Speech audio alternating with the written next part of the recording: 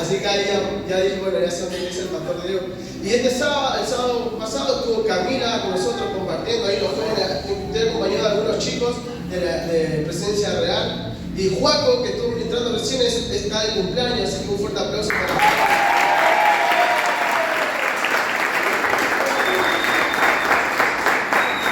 Así que Juaco quiere entrar a la familia también ahí. Está aprobada, sí, está aprobada. Así que estuvo Camila predicando también una hermosa palabra, nos dijo tanto, así que de verdad es un privilegio. Reciban saludos a mis papás, a mis padres. Y bueno, prometo no ser muy extenso y permita compartirle lo que, como dice el pastor, lo que creo y Dios me dijo que les diga. Y quiero que abra su Biblia en Primera de Reyes, capítulo 18. Me pasaba mi Biblia a la música. Mientras yo estaba buscando Primera de Reyes, capítulo 18, versículo 20.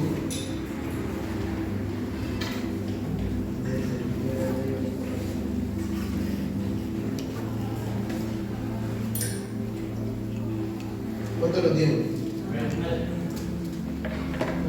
No tienen pasaje. Bueno, enciendan su Biblia. Yo me vine con mi Biblia porque es más práctico, pero ahora a mí hay que decir en la iglesia, enciendan su Biblia, ¿no? Lo tenemos ahí. Como el Diego. Esa es una buena herramienta para estudiar la Biblia, muchachos, ese programa. Después se lo voy a pasar. Con Pastor Diego, piénselo, es muy bueno. Bueno, voy a ir leyendo por partes. Capítulo 18, versículo 20. Entonces Acab convocó a todos los hijos de Israel y reunió a los profetas en el monte Carmelo. Y acercándose a todo el pueblo, Elías a todo el pueblo, dijo: ¿hasta cuándo claudicaréis entre dos pensamientos? Si Jehová es Dios, seguidle. Y si es Baal, id en pos de él. Y el pueblo no respondió palabra. Y Elías volvió a decir al pueblo: solo yo he quedado de profeta de Jehová, mas los profetas de Baal hay 450 hombres. Dénsenos pues 2 bueyes, y escojan ellos y córtenlo en pedazos y pónganlo en la leña, pero no pongan fuego debajo. Y yo prepararé otro buey y lo pondré sobre la leña, y ningún fuego pondré debajo. Invocad luego vosotros el nombre de vuestros dioses, y yo invocaré el nombre de Jehová. Y el Dios que respondiere por medio de fuego, ese sea Dios. Y todo el pueblo respondió diciendo: bien dicho. Para meternos un poco en contexto, donde se encontraba el monte Carmelo, en esa ciudad, en Samaria, estaba pasando por una crisis. Si leemos versículos anteriores, dice que había gran hambre, era un tiempo de crisis, de miseria. Entonces esto afectaba al pueblo, porque el pueblo, como dice Elías, se encontraba claudicando, es decir, estaba indeciso, es como que estoy acá y estoy allá y no sabía dónde parar. Pero Elías se levanta, porque siempre necesitamos en la sociedad un Elías que se levanta a decir al pueblo evangélico, a los hijos de Dios, decir: muchachos, ¿hasta cuándo van a estar así? La crisis le afecta a la sociedad, la crisis afectó al pueblo, la crisis afectó al pueblo de Dios también. Y si vemos hoy en día está pasando similar, estamos viviendo en tiempo de crisis mundialmente, no solo en Argentina mucho más, lamentablemente. Pero estamos viviendo tiempos y que eso afecta, quieras o no, a la iglesia. Cuando yo escucho problemas en los matrimonios, porque soy hijo del pastor y siempre hay muchos problemas matrimoniales en mi casa, y la raíz de todos los problemas es que están mal económicamente. Cuando está mal económicamente un matrimonio, ustedes me corregirán si estoy equivocado, siempre trae problemas matrimonio en otras áreas. Entonces Elías se levanta al pueblo y le dice: muchachos, ¿hasta cuándo van a estar acá? Porque prefiero que sean negro en vez de blanco, pero que decían: no pueden estar adorando a un dios pagano, porque eso es lo que estaba haciendo el pueblo. Había empezado a transar con otros dioses, pero se había levantado Elías en ese entonces, se levantó en un contexto de hostilidad. Elías se estaba levantando en un contexto difícil para predicar. Y hoy en día estamos viviendo eso, hoy en día es difícil predicar. en el colegio, en la universidad, en la secundaria, en el trabajo. Es difícil, porque cuando vos vas a hablarle a alguien de Dios, te dice, pero si Dios, mirá cómo está el mundo, mirá cómo está mi situación, mirá cómo está mi matrimonio, mirá cómo yo no puedo salir de las adicciones.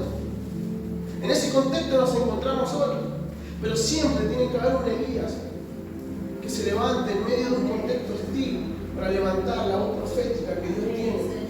No sé cuánto están entendiendo esto, que se levante un Elías, una mujer de Dios, a declarar en el medio de los tiempos, bueno, vamos a hacer una guerra de dioses, porque lo que pasó ese día, vamos a hacer una guerra de dioses. Obviamente Elías sabía que Dios Baal no existía. Obviamente Elías sabía que... Entonces dice, bueno, vamos a esperar, vamos a hacer un holocausto, vamos a armar un altar y vamos a ver quién es el Dios verdadero. Porque lamentablemente la gente, la sociedad siempre necesita una demostración de poder, y para eso estamos los hijos de Dios. Por eso estamos los hijos de Dios, para decir, yo creo que Jesús sana, yo creo que Jesús restaura. Siempre tiene que haber un Elías para que se levante en un momento así. Hace unos días nomás, tengo un grupo de amigos que son de diferentes denominaciones. Hay bautistas, reformados, y tienen algunas ideas que quizás nosotros no compartimos y que ellos no comparten nuestras ideas, pero somos hermanos. Pero una de esas chicas, que no era pentecostal lamentablemente, me estaba contando de que se le había presentado a una persona pidiendo oración por alguien que tenía cáncer terminal. Y ella decía, y yo encima hace unos días soñé que iba a orar por alguien que estaba enfermo. Y en el grupo ponía, chicos, ¿ustedes qué opinan? Y yo escuchaba los comentarios y uno ponía, ¿sabes qué? Tenés que ser prudente, no sé si es bueno que vayas a orar, porque mirá si no se sana. Tenés que ser prudente. Bueno, tratá de ir, orar, pero orar por su salvación, porque si está terminal. Y yo, me daba una bronca. Entonces cuando en mi momento de hablar le digo, muchachos, yo no sé si ahora están muy de acuerdo conmigo, pero recuerden que yo soy pentecostal. Y yo creo que Dios se sigue moviendo y que el Espíritu Santo nos sigue usando. Y le digo, ¿sabes qué, Fla? Le digo, andá y orá, si Dios te mostró en un sueño, orale porque Dios lo va a sanar. Dios, si bien su salvación es importante, lo más importante sí, pero Dios lo va a salvar, y así está la iglesia.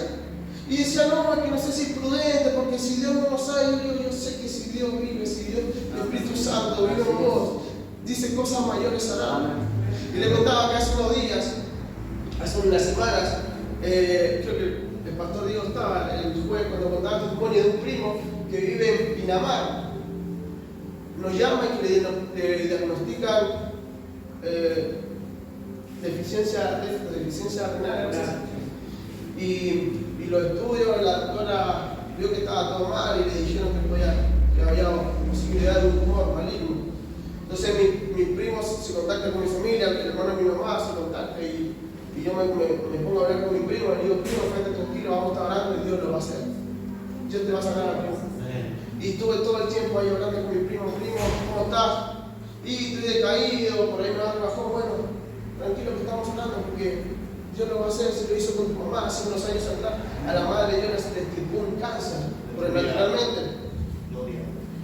Y resulta que van pasando los estudios y le dice, la siguiente ecografía me llama y me dice, primo, no hay nada. No hay un tumor, no hay nada, gloria a Dios, primo. Me dice, lo que puede haber es que me tienen que hacer una biopsia. Y bueno, vamos a seguir orando, primo, para que no tengan esa biopsia. A la semana me dice, primo, los estudios salieron bien, así que descartamos la biopsia y no me van a hacer nada de biopsia. Y me dice, pero ¿sabes qué? Puede ser muy probable que tenga lupus. Bueno, primo, vamos a seguir orando. Seguimos orando, seguimos clamando, seguimos creyendo a Dios, primo, que Dios lo va a hacer. Aleluya. Que Dios te va a sanar. Y el domingo, hace un domingo atrás, él se conectó al culto de Pinamar. Y con ese diagnóstico de lupus, y mi mamá predicó tremenda palabra ese domingo. Y esa noche me escribe y me dice, primo, tremendo lo que el mensaje, la verdad que nunca había sentido tantas ganas de llorar. Yo decía, ese es el Espíritu Santo. Amén. Por eso es que yo con mi falla, con mi debilidad, nunca dejo de servir a Dios, porque en el momento más difícil yo sé que Dios está. Amén. Esa paz que sentí mi primo era el Espíritu Santo. Amén. Y al otro día, a la mañana, al otro lunes, que se fue a hacer los estudios, todo, me dice, primo, Gloria a Dios, no hay lupus, no hay nada, así que ¿cómo no creer en el poder de Dios? Y no se trata de porque oró Facundo, porque oró una iglesia, sino se trata de que el poder de Dios sigue estando en la iglesia. Porque la iglesia tiene que seguir creyendo en ese poder maravilloso. Aleluya. Entonces por eso yo le contaba a estos chicos y me daba bronca y dicen, ¿cómo no orar? Se está muriendo el hombre y está esperando que alguien vaya y le ponga la mano y le diga se sana en el nombre de Jesús. Aleluya. Pero ¿qué pasaba en ese contexto del pueblo de Israel? ¿Qué pasaba con... Y Elías acá le va a dar a la clave y Elías nos va a mostrar por qué el pueblo estaba como estaba. Y voy a leer en 1 Reyes 30. Entonces Elías dijo a todo el pueblo, acercaos a mí. Y el pueblo se acercó y arregló el altar de Jehová que estaba arruinado.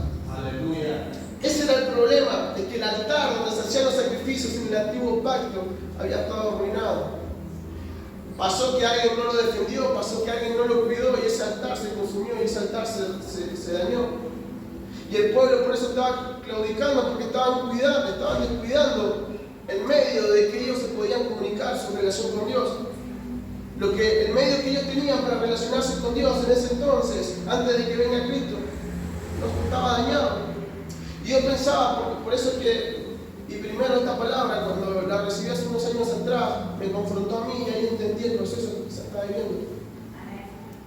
Entonces, ¿qué pasó? Que el altar estaba arruinado y dice la Biblia, quería restaurar el altar. Pero uno, no sé si hay un carpintero o alguien que arregla cosas, ahí hay un carpintero, si algo se dañó tenés que ver qué se dañó, por dónde se dañó, cómo lo puedes arreglar. Y Elías lo que vio, habrá visto, habrá analizado el altar y habrá dicho, bueno, este se dañó acá. Y el altar hoy representa nuestro corazón. El altar hoy representa nuestra relación con Dios. El altar hoy representa cómo está mi vida delante de la presencia de Dios. Porque gracias a Dios tenemos a Cristo que nos dio acceso directo a la presencia de Dios. Entonces, ¿qué haya pasado con ese altar? Y quizás hoy yo quiero preguntarte cómo está tu altar. Y quizás hoy estoy hablando con gente que está re bien delante de Dios, con gente, y quizás este mensaje para otras personas.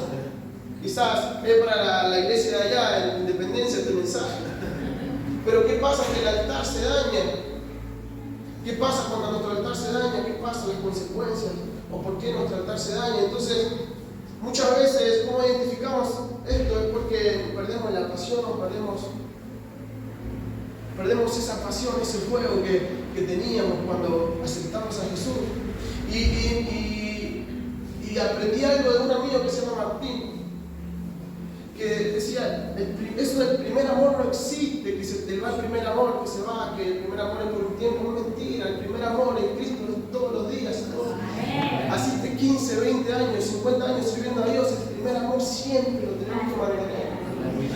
Si hoy perdiste el primer amor es porque quizás ese altar, ese corazón, ese que te conectaba con el Padre, quizás está dañado. Aleluya. Entonces, ¿qué pasa cuando perdemos el primer amor? Venimos a la iglesia solamente por una rutina, venimos para cumplir, para estar, y perdemos esa chispa, y a veces si el pastor, la pastora te pide algo, lo hacemos de mala gana. Y está bien, hay que estar, pero con esa motivación, es una motivación incorrecta que tarde o temprano te va a ir limpiando. Y te lo digo por experiencia.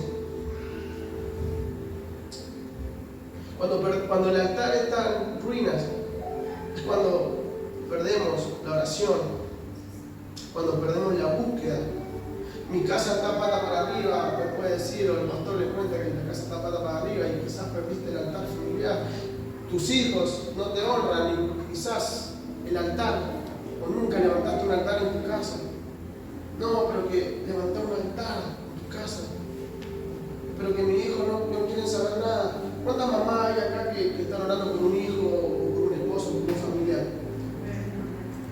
Levantar un altar en tu casa de oración. Restaurar ese altar de oración en tu casa.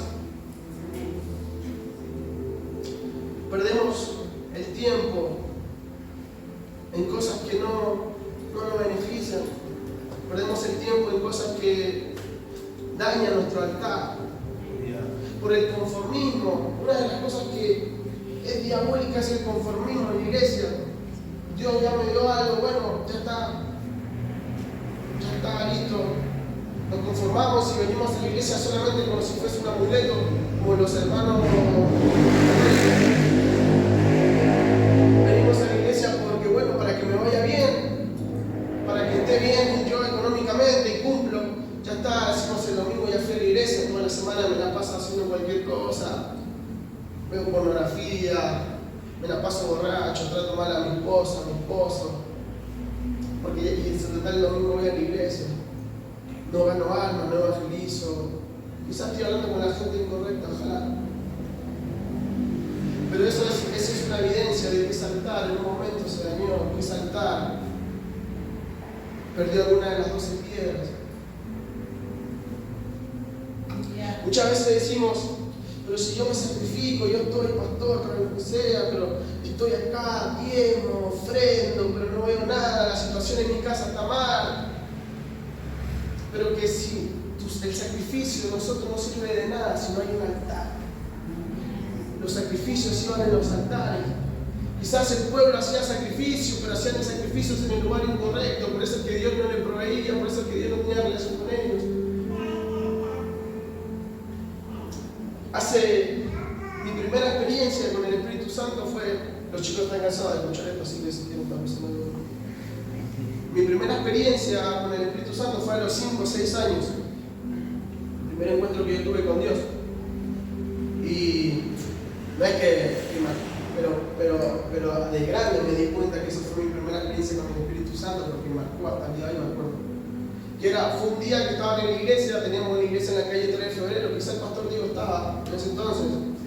Y en un momento había unos jovencitos de 15, 16 años, 18 años, limpiando la iglesia, estaban barriendo, no sé qué están haciendo, estaban en la radio. Y resulta que mi pastor, mi papá, en ese momento agarró una guitarrita y se fue con los chicos que estaban limpiando la iglesia, se fue a cantar una alabanza mientras estaban limpiando. Y no sé en qué momento dice el Espíritu Santo que hay de una manera poderosa en ese lugar, una guitarrita solamente, pero con jóvenes hambrientos por el Espíritu Santo. Y esos jóvenes empezaron a profetizar, empezaron a soltar palabras. Uno de esos jóvenes empezó a profetizar y le dio una palabra a mi padre, le dice: el Facu, pastor, el Facu Dios lo va a usar para esto, él tiene un llamado pastoral, va a ser tremendo lo que tiene con el Facu Dios. Y mi mamá, me acuerdo que va contenta. Vivíamos en la cocina de la iglesia, atrás al fondo, todo apretado, así. Y me acuerdo clarito porque yo estaba en la pieza y mi mamá me dice: Facu, el Jaime, ella está con nosotros ahí, el profeta Jaime, profetizó que ibas a ser pastor y que Dios te iba a usar. Y yo como que no entendía mucho, pero yo sentí un gozo, todavía me acuerdo de esa felicidad que yo sentía en mi corazón, y yo saltaba en la cama de mi papá, me acuerdo. Y en ese momento yo sentía como mi cuerpo se llenaba de aceite, era algo que nunca había experimentado, pero yo sabía que era algo sobrenatural. Y como que no se lo dije a nadie, porque yo sabía que eso era para mí. Yo ahora lo pienso, digo, ¿cómo pensaba así a los 5 años? Yo decía, esto es para mí, yo tenía una felicidad y no le dije a nadie que tenía aceite, no le dije a nadie. Pero yo sabía que Dios me había marcado y ya a los 5 años Dios me había dicho qué iba a hacer con mi vida. Pero no siempre fue así. Pasaron los años y me quedé en mi adolescencia en la iglesia, porque nunca me alejé de la iglesia, pero sí estuve mucho tiempo lejos de Dios. Y eso es el mayor peligro para nosotros, estar en la iglesia pero estar lejos de Dios. Y tuve toda mi adolescencia tocando la guitarra, estando ahí apoyando. Dios me hablaba, pero en mi corazón no pasaba nada. Y yo empecé a ver el trabajo pastoral, empecé a madurar y empecé a dar cuenta del trabajo pastoral que hacía mi pastor, el trabajo que hacían los demás pastores, y dije: yo no quiero saber nada con esto. No, si mirar cómo rabea con él, cómo rabea con el pastor Diego, con la pastora Ruth. Y yo dije: no, eso no. Iba al colegio, al secundario, y escuchaba que hablaban mal de los pastores, de todo. Y decía: no, yo no quiero esto para mi vida.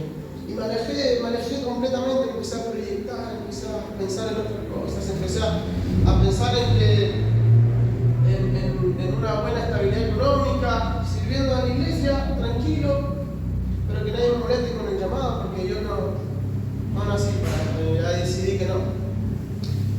Y así me fue. En el 2018, fin del 2019, caigo en una depresión muy nadie se dio cuenta porque no me gustaba contar. No me gustaba decir, che, estoy mal, estoy triste. Caigo en una depresión muy fuerte en mi casa. Y yo tenía todo, claramente que tengo el amor de mi papá, el amor de mi familia, amigos, pero me sentía vacío. Me sentía totalmente... Por ahí estaba en mi habitación y me la pasaba jugando a los jueguitos como 10 horas y terminaba y consumía mucha pornografía, era adicto a la pornografía. Y terminaba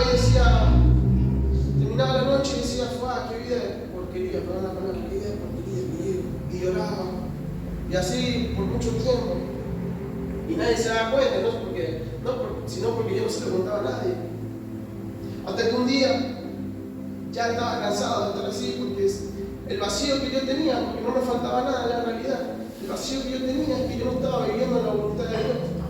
Es que Dios me había marcado para algo. Y no quiero ser autorreferencial, lo que quiero decirte es que cuando Dios te marca, tenés que cumplir. Cuando Dios te marca, tenés que preocuparte por estar en la voluntad de Dios. Quizás a vos te hablaron de pequeño, te dijeron vas a hacer esto, quizás hace un tiempo. ¿Y qué estás haciendo? Porque ese vacío, si vos no estás viviendo la voluntad de Dios, ese vacío, esa necesidad por algo más, te va a llegar y en un momento te va a dejar en la nube. Y eso es lo que el diablo quería hacer conmigo. Eso es lo que Satanás quería hacer conmigo. Y era esa lucha entre Dios hablándome y diciendo, yo te llamé para otra cosa. Yo no te llamé para esto. Yo te llamé para otra cosa. Yo te llamé para mi reino. Y eso es lo que te estoy diciendo a vos. Yo te llamé para otra cosa. Yo te llamé para mi reino. Yo te llamé para que vos ganes alma. Yo te llamé para que vos libertes a tu casa, a tu familia, para que vos traigas restauración. Yo te llamé para eso. Y no se trata de la edad, no se trata del tiempo, si tenés 15, 20, si sos un nene, si sos la danzarina ahí chiquitita, si tenés 50, 60, no importa. Si Dios lo dijo, Él lo va a hacer con tu familia. Si Él lo dijo, Él lo va a hacer con tu familia, con tu hijo, en tu casa. Entonces, una de esas noches ya dije, ya está, no quiero más esto para mi vida. Me arrodillé en mi cama, en mi pieza. Me acuerdo que puse la almohada en el piso para que no me vieran las rodillas. Estaba re frío también. Y le dije, Señor, quiero hacer un pacto con vos. Le dije, estoy cansado de sentirme así, estoy cansado de estar así, en una mediocridad, estar lejos de tu presencia. Me rindo, en otras palabras, le dije, me rindo. Si vos me sacás de esto, vos me llevas a hacer tu voluntad, yo dejo la pornografía, dejo de estar paviando, y me meto con tu presencia, me meto a buscar de lleno, me meto, Señor. Y de esa noche fue la oración, creo que una de las oraciones, porque seguro siempre llegará una, pero la más importante de mi vida, porque en ese día hubo una antes y un después. Desde ese momento empecé a tener encuentros en mi habitación con el Espíritu Santo que me ha marcado hasta ahora. En ese momento empecé a orar y yo sentía que la presencia del Espíritu Santo estaba en mi habitación. Y dejé de consumir pornografía, dejé de hablar con gente que no tenía que hablar, dejé de meterme en ambiente que no tenía que estar. Y cuando me acordé de esto, porque a veces le pedimos cosas a Dios, Dios cumple y nos olvidamos. Cuando me acordé de esto, de esta oración, a los meses de que yo había hecho, yo estaba en el Instituto Bíblico Río de la Plata, en una salita de oración que hay ahí. Estuve estudiando allá en un instituto residente, donde estudiamos la Biblia, pero lo más importante, la materia más importante que te dicen ahí es la materia del Espíritu Santo. Es la materia donde vos te encontrás con papá. Y yo estaba ahí en una crisis porque yo no venía a estudiar hace mucho y me costaban algunas materias, y entonces en un examen me había ido muy mal, me acuerdo. Y me fui a la salita de oración enojado, llorando. Y le dije, Señor, yo no sé por qué me trajiste acá, si mirá la vergüenza que pasa, me fue re mal en esta materia. Y ahí el Espíritu Santo me lleva a hacer oración. Me lleva meses atrás y me dice, que vos me pediste esto. Vos me pediste que yo te preparara para el ministerio, vos me pediste que yo te preparara para el servicio, y por eso hoy estás acá. El Espíritu Santo me dijo, yo estoy trabajando con tu corazón, yo estoy trabajando con tu vida, y lo que voy a hacer con tu vida, dice, no es solamente para vos, es para proyectarlo a muchos jóvenes. Y hoy, terminando el instituto, veo que esa palabra, ese día, había marcado mi vida un antes y un después, pero que había pasado mi altar, en ese momento mi altar había estado dañado. Y Y Jesús en esa adoración empezó a restaurar mi vida, empezó a restaurar mi corazón, empezó a poner las piedras que Él quería que tuvieran. Y hoy tener a chicos, amigos, a jóvenes acá es parte de esa palabra. Porque somos jóvenes, y me incluyo, somos jóvenes con debilidades, con problemas, pero somos jóvenes que hemos decidido servir a Jesús, así como Camila, así como los jóvenes de acá. Somos jóvenes que hemos decidido servir a Jesús en medio de un ambiente, en un contexto totalmente hostil. Por eso te digo, ¿por qué? ¿Qué momento ese altar se dañó? ¿Por qué es necesario que ese altar esté en condiciones? Necesitamos ese altar en condiciones para que el fuego de Dios llene nuestras vidas. Aleluya. Para que el fuego del Espíritu Santo empiece a arder en nuestros corazones.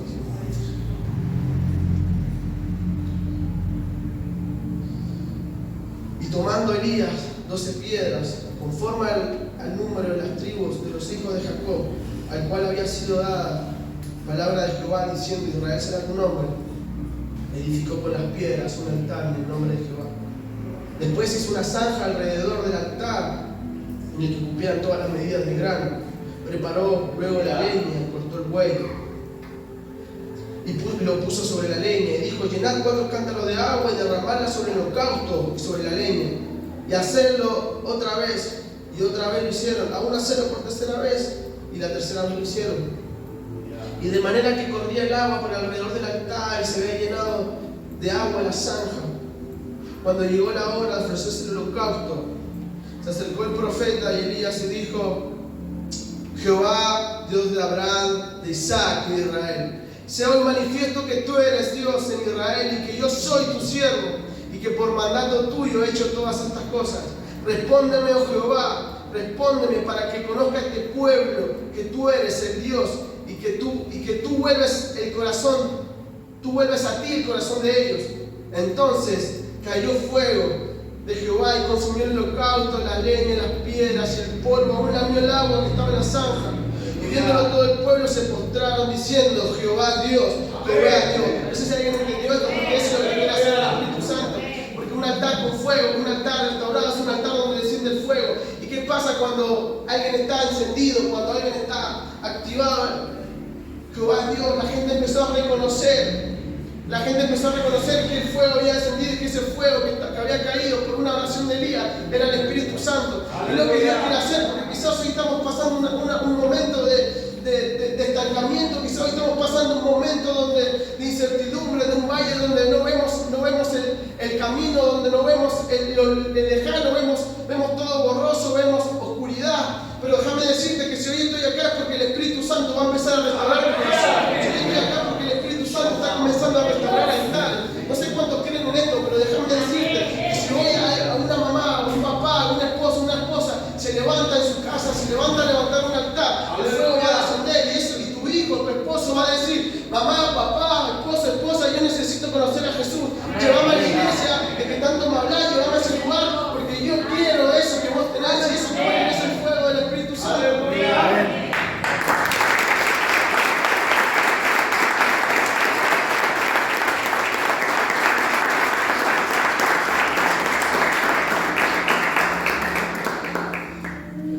Necesitamos restaurar el altar con oración.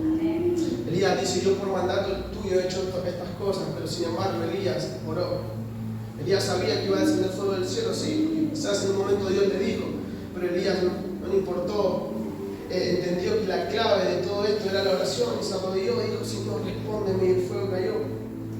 La oración, y yo se lo digo a los chicos, la oración es clave en nuestra vida. Y yo cuando era pequeño pensaba: bueno, la oración es para la gente mayor. Yo veía a mi abuela, una mujer de oración tremenda. Yo decía: bueno, voy a llegar a cuando sea viejito, cuando sea como mi abuela, yo voy a ser un hombre de oración como ella. Pero hasta que entendí que la oración es para, a partir de cuando uno ya tiene conciencia. La oración es para todo, y siempre se le digo al chico: no importa que vos tengas falla, que vos tengas debilidad, porque los jóvenes flaqueamos, pero no pierda la oración. Y si nos vamos a Hechos, en el Pentecostés, cuando desciende el Espíritu Santo, en el capítulo 1 vemos que Dios le dice a los discípulos: no se muevan de Jerusalén, esperen la promesa, que yo voy a darles ese consolador, yo le voy a dar el Espíritu Santo. En ese momento el Espíritu Santo no estaba en el corazón, el Espíritu Santo tomaba una persona y después se iba, no estaba sobre ellos. Y dice que ellos habían estado, dice Hechos 1:14, y perseveraban unánimes en la oración. Y quizás ellos no sentían nada, porque el Espíritu Santo no estaba, pero ellos se habían arrodillado, habían entendido que había una promesa y empezaron a clamar: Señor, yo necesito tu Espíritu Santo. Y hay alguien, aunque no sienta nada: yo necesito tu Espíritu Santo en mi casa, yo necesito el fuego del Espíritu Santo en mi hogar, en mi trabajo, en mi familia, porque esos son la gente que son atrevidas y los valientes. Porque algunas veces decimos: no, ¿qué es ser atrevido en el reino? La gente que ora, la gente que busca el Espíritu Santo sin importar el contexto, sin importar ahí un contexto hostil. Elías era un atrevido, se paró en un momento hostil y empezó a orar, y empezó a clamar, y el fuego descendió. Y yo vengo a decirte que no dejes de orar y de permanecer por tu familia, por tu hijo. Sí, yo sé que hay armas poderosas en el reino, pero no sé si hay una arma tan poderosa espiritualmente como la oración de una madre. La oración de una madre de rodillas por un hijo, por un esposo. Conozco tantos testimonios de madre, de mi abuela, de gente que mi hijo no quiere saber nada, pero una mamá se para en su casa a clamar y a decir: mi hijo es un hombre de Dios, está en las drogas, mi hijo es un hombre de Dios, pero está en la delincuencia, mi hijo es un hombre de Dios. Y yo creo que lo que su palabra, yo creo que su palabra es vida y su palabra es real, y que no cesaron ninguno de los dones. Yo sé que lo que vos tenés a la palabra, las promesas son todas para mi hijo, aunque hoy mi hijo lo vea lejos.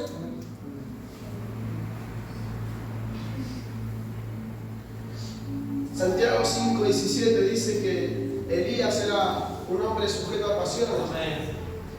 En otra versión me dice: Elías era un hombre con debilidades, como la mía, como la tuya, pero sin embargo Elías oró y descendió lluvia.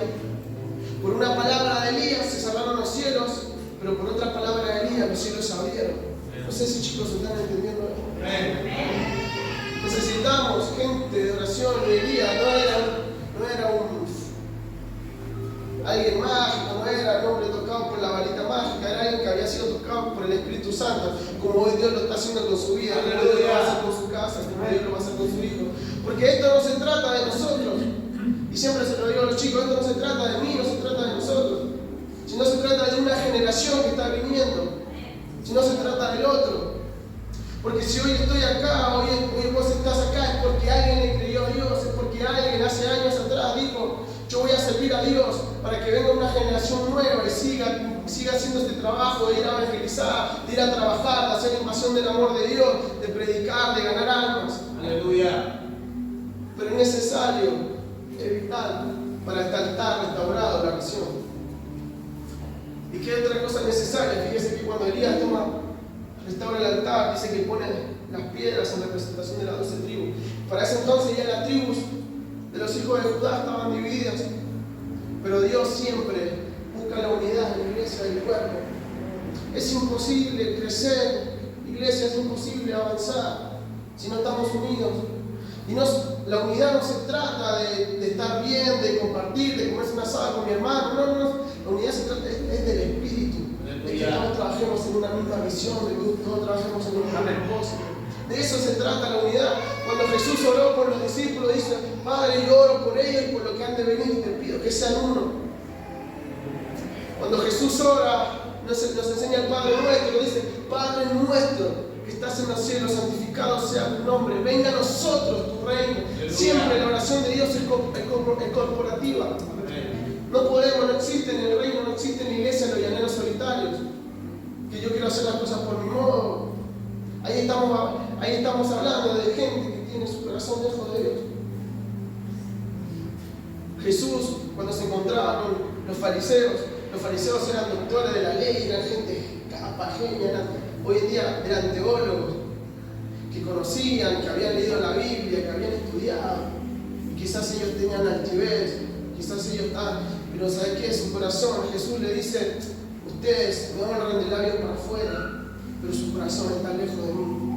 Porque los años, la trayectoria no te da autoridad, lo que te da autoridad es tu permanencia con el Espíritu Santo. Lo que te da autoridad es que vos por años hayas sirviendo a Dios con un corazón entero. Los problemas, tengo una mala noticia porque los problemas van a seguir viniendo. Tener un altar restaurado, un corazón restaurado no te va a salvar de los problemas, pero sí te va a hacer permanecer en ellos y seguir creyendo que Jesús en medio de la dificultad es el dueño de mi vida, que Jesús en medio de la dificultad es el dueño de mi corazón, y que por más que hoy esté quizás mal económicamente, quizás hoy esté mal económicamente, quizás esté mal con mi esposa, con mis hijos, yo sé que Dios lo va a hacer. Yo sé que Dios va a levantar en mi casa a mi hijo, a mi hija. Yo sé que Dios me va a levantar y me va a usar en mi vida para dar una palabra. Porque por eso es la unidad, por eso necesitamos al cuerpo, por eso necesitamos al otro.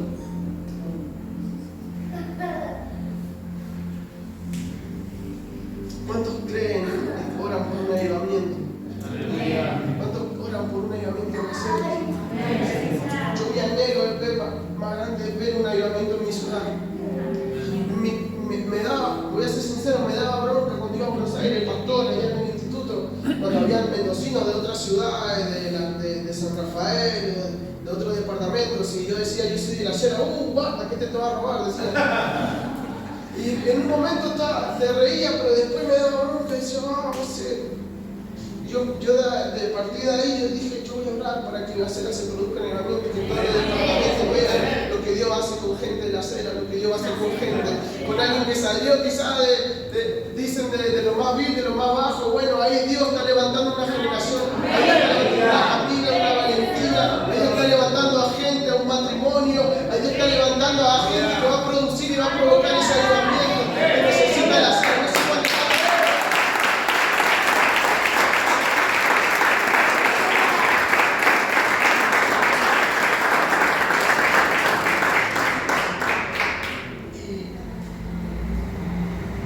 Me gustaría que se pongan de pie aquellos que dicen, yo reconozco que mi altar no es bien una administración, ni una música, ni una oración.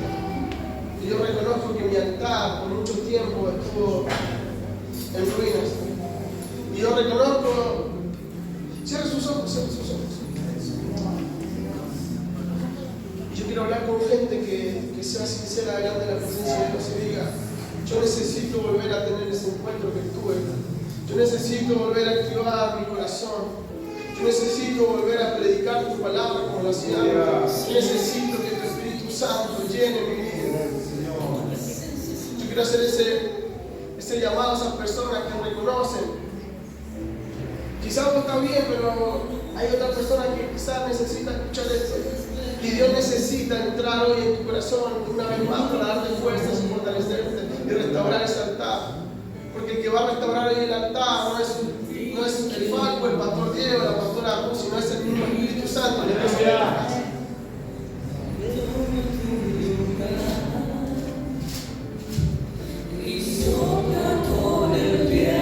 Alguien que lo grande, alguien que lo cante, pero que lo crea y lo crea para su casa, para su corazón, para su familia, para su vida. Que tu Espíritu descienda, aquí cuidamos tu presencia, el fuego de tu Espíritu no se apagará. Que tu Espíritu descienda, aquí cuidamos tu presencia. Levítico 6:10 dice, el sacerdote se pondrá su vestidura de lino y se vestirá de calzoncillos de lino sobre su cuerpo. Y cuando el fuego hubiere consumido el holocausto, apartará las cenizas sobre el altar y las pondrá juntas al altar. Después quitará sus vestiduras y se pondrá otras ropas. Y secará la ceniza fuera del campamento a un lugar limpio. Y el fuego encendido sobre el altar. No sé cuánto entienden esto. El fuego encendido sobre el altar no se apagará. El fuego encendido sobre el altar no se apagará, sino que el sacerdote pondrá cada leña, sino que el sacerdote de esta casa, el sacerdote de esta familia, tu hijo, tu casa, el sacerdote de tu casa, de tu hogar, Pondrá el fuego en el altar y acomodará el holocausto sobre él y quemará sobre él la grosura de los sacrificios de paz, y el fuego arderá continuamente, y el fuego en el altar no se apagará. Pero es importante sacar las cenizas, que dice que el sacerdote sacaba las cenizas, porque las cenizas que solo representan lo viejo, las experiencias pasadas, lo que Dios hizo hace años, y gracias a Dios por los avivamientos pasados, gracias a Dios por lo que hiciste, por mis experiencias sobrenaturales, pero yo quiero experiencias nuevas. Y hay que sacar la ceniza de lo viejo, de la religiosidad, y empezar a clamar por poner leñas nuevas cada mañana y decir: el Espíritu Santo, cada mañana el fuego en el altar no se va a apagar. No sé cuántos quieren esto, por favor, levanten sus manos y grítelo en su casa, grítelo por su familia, peleen por sus generaciones, luchen por sus generaciones.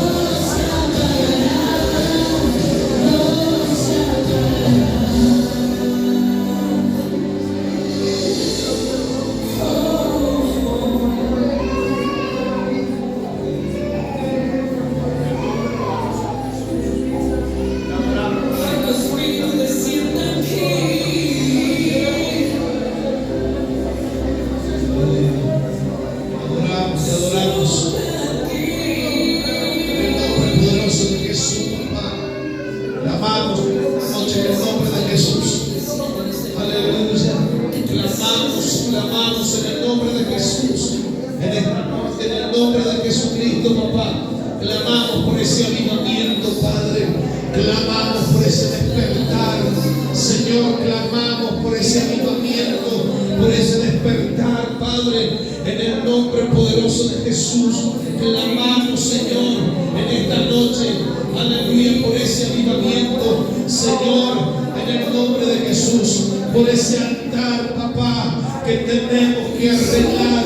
Señor, por ese altar que está arruinado, Padre, en el nombre de Jesús. Señor, te adoramos, te bendecimos, te damos toda la gloria, Padre, te damos toda la honra, en el nombre de Jesús, te damos toda la gloria, papá, te damos toda la honra, Señor, en el nombre poderoso de Jesús. Aleluya. Clamamos en esta hora, en el nombre de Jesús, clamamos, clamamos. En el nombre de Jesús clamamos, clamamos, clamamos, clamamos. En el nombre de Jesús, aleluya. Señor, en esta noche, en el nombre de Jesús, aleluya, por un nuevo tiempo, por un nuevo despertar, Señor, aleluya, por un nuevo despertar, Padre, en el nombre de Jesús, aleluya, que podamos entregar, que podamos... Desde la bella provincia de Mendoza, la República Argentina. Espero que te haya gustado. Suscríbete y dale me gusta para que nos sigas viendo por este canal. Abrazo, bendiciones.